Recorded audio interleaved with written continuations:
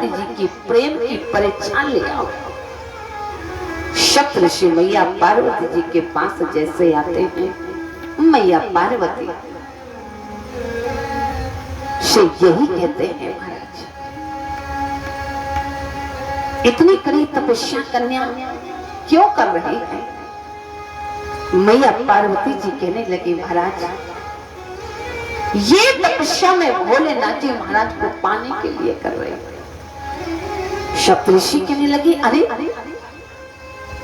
आपको यदि विवाह करना है तो भगवान विष्णु से करें।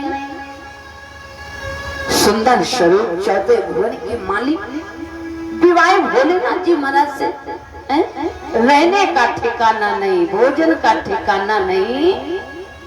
मैया पार्वती जी कहने लगी, महाराज जो मेरे गुरुदेव ने कहा, आपके गुरुदेव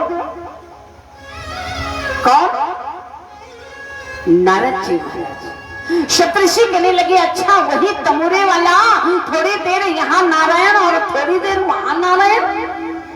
नारद जिनकी कभी बात रद्द न हो महाराज। मैया पार्वती जी कहने लगी, नहीं नहीं मेरे गुरुदेव को ऐसा मत कहिए, क्योंकि गुरु की निंदा नहीं सुननी चाहिए। गुरु जो निंदा सुने, जो काना होए पाप को घात समझना। महाराज मेरे गुरु को ऐसा मत कहिए, जो मेरे गुरुदेव ने कहा है मैं उन्हीं की बात मानूंगा। या फिर आप लोग पहले मिल जाते तो मैं आप लोगों को पहले गुरु बना लेती, आप लोगों की बात मानती। लेकिन मेरे गुरुदेव भगवान नारद जी महाराज, मैं उनकी बात स्वप्न में भी नहीं। ध्यान दीजिए कि नारद बचनो ना मैं परिहरा हूँ, नारद बचनो ना मैं परिहरी हूँ, बसाऊं भवन मुझे नहीं डरा, बसाऊं भवन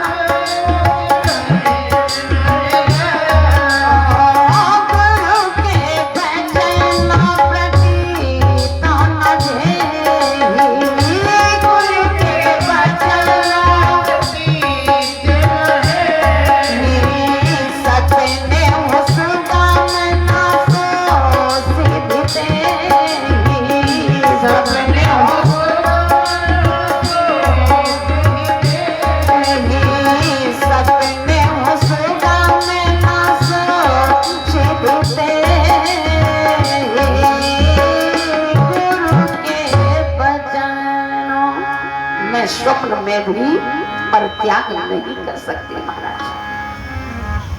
सप्तऋषि गदगद हो गए, प्रसन्न हो गए। सप्तऋषि मैया पार्वती से कहने लगे, आपकी तपस्या पूर्ण हो गई, अब आप अपने घर के लिए जाएं।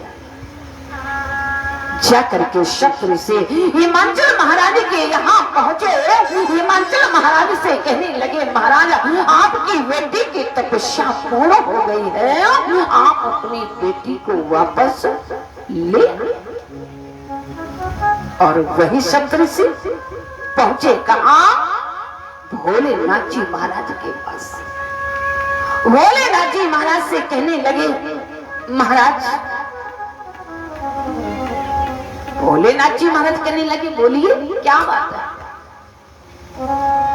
सप्तऋषि कहने लगे, महाराज हमने खूब हिलाया झुलाया मैया पार्वती जी को, लेकिन मैया पार्वती एकदम अडिग।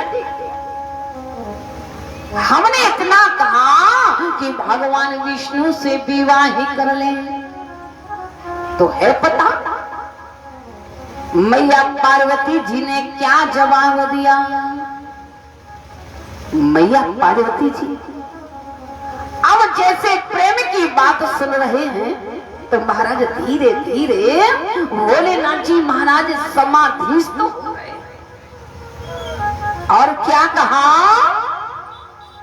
सप्तऋषि कहने लगे मैया पार्वती जी यहाँ तक कहीं क्या कहा, आगे बोलिए। तो सप्तऋषि कहने लगे महाराज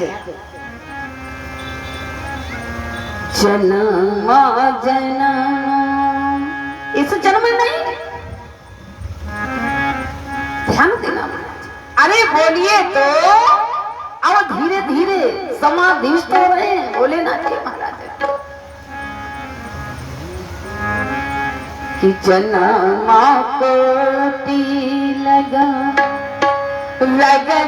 हमारी, जन्म कोटि लगा हमारी, पर वो सामोनत रंग कुंवारी, जन्म कोटि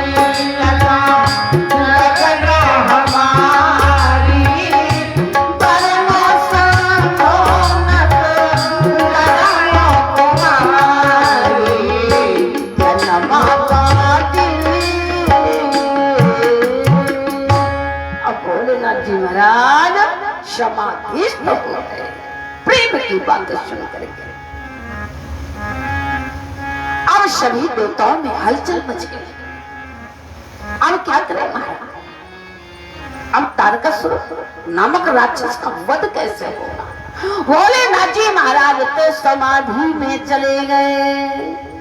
ब्रह्मा जी कहने लगे चिंता मत करो,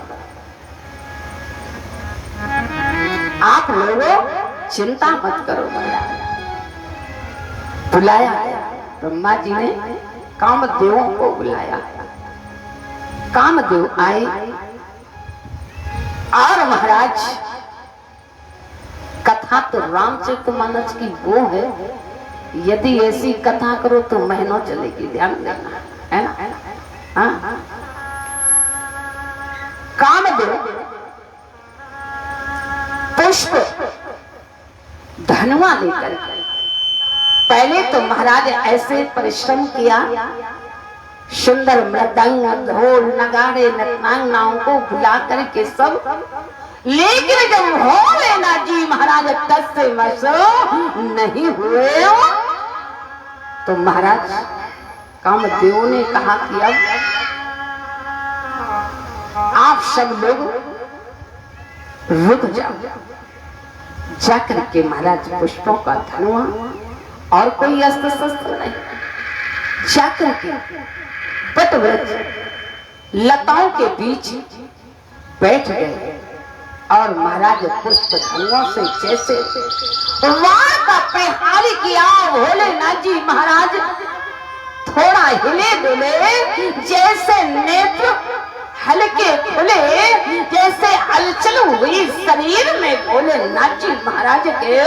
कामदेव ने महाराज एक नहीं दो नहीं, जैसे तीसरा वार पहुंचा, भोलेनाथ जी महाराज के नेत्र खुल गए। जैसे देखा सामने महाराज कामदेव भस्म हो गए महाराज। अब जैसे कामदेव भस्म हुए, अब कामदेव की पत्नी रोती रोती भोलेनाथ जी महाराज के पास पहुंचे। भोलेनाथ जी महाराज को क्रोध में, लेकिन ध्यान देना भोलेनाथ जी महाराज को क्रोधावतार नहीं कहा गया। भोलेनाथ जी महाराज को क्या कहा गया कि कर्पूरी गौरम करुणावतारम संसार सारम भुजगेन्द्रहारम, कर्पूरी गौरम करुणावतारम संसार सारम भुजगेन्द्रहारम, सदा वसंत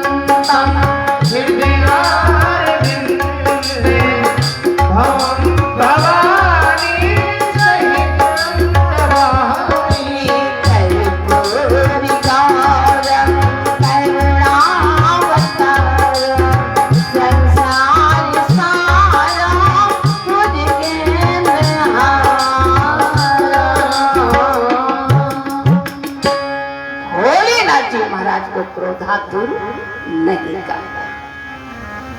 जैसे कामदेव की पत्नी रोते रोते पहुंची भोलेनाथ जी महाराज के पास, पृथ्वी पर गिर पड़ी, लोट-पोट करने लगी और कहने लगी, महाराज आपने अच्छा नहीं किया।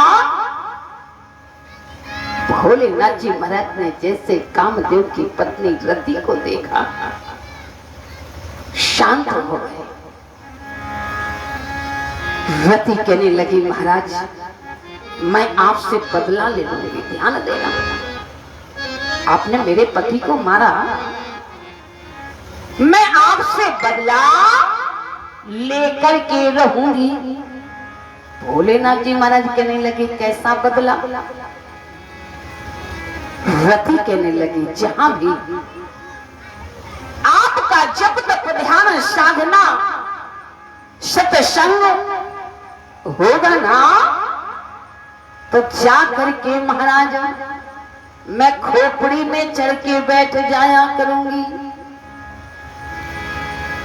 और जब खोपड़ी में बैठ के किसी किसी को नींद आने लगती है, कोई पूजा पाठ करता है तो नींद आने लगती आती है, कोई भजन करता है तो नींद आने लगती आती है ना, आलस आने लगता है। और जब आलस आता है तो जमुहाई आती है, और जब जमुहाई आती है तो नींदू आ जाती है। कथा चलती रहती है और कई लोग तो खर्राटे भी ले लेते हैं। इतनी सुंदर नींद घर के गुलगुले गद्दों में नहीं आती है जितनी सुंदर नींद कथा में आती है।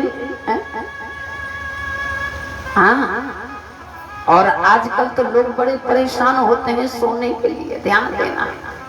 आजकल तो लोगों को नींद नहीं आती, किसी को गोली लेनी पड़ती है, किसी को कुछ लेना पड़ता है, किसी को कुछ है? नींद ना आए, सबसे बड़ी गोली क्या? सबसे बड़ी गोली, हम टेबलेट की बात नहीं बता रहे, सबसे बड़ी टेबलेट क्या? भगवान का नाम लेना शुरू करो। नींद नहीं आ रही, लेटे लेटे, चाहे सीताराम, चाहे राम राम, चाहे ओम नमः शिवाय, राधे राधे, कुछ भी परमात्मा का नाम लेना शुरू कर दोगे ना, तो तुरंत जमुहाई आएंगी, ये तुरंत निंदू सीताराम महाराज, देर नहीं लगेगी। और जहाँ प्रैक्टिकल करना है, आज जा करके जैसे जैसे नींद न आए ना, तो जाके प्रैक्टिकल करना और भगवान को नाम लेना, देखना कितनी जल्दी नींद आती है। इसलिए रति कहने लगी, सिर में चढ़ के बैठ जाओ, और जब बैठूंगी लोगों को आलस आएगा, नींद आ जाएगी। आपकी कोई कथा प्रवचन जब तक ध्यान साधना कोई कुछ नहीं कर पाएगा। भोलेनाथ जी महाराज ने कहा, चिंता मत करो, आपके पति कृष्ण अवतार में आएंगे, कृष्ण के पुत्र प्रधम्म के रूप में महाराज वो आपके पति होंगे। समय बीतते देर नहीं, आज परमात्मा राम जी ने सभी दूताओं में कह दिया कि भोलेनाथ जी महाराज विवाह के लिए तैयार हैं। लेकिन ये बात अभी ब्रह्मा जी को पता नहीं, तो ब्रह्मा जी ने क्या विचार किया, सभी देवताओं को छोड़ करके और धीरे से ब्रह्मा जी भोलेनाथ जी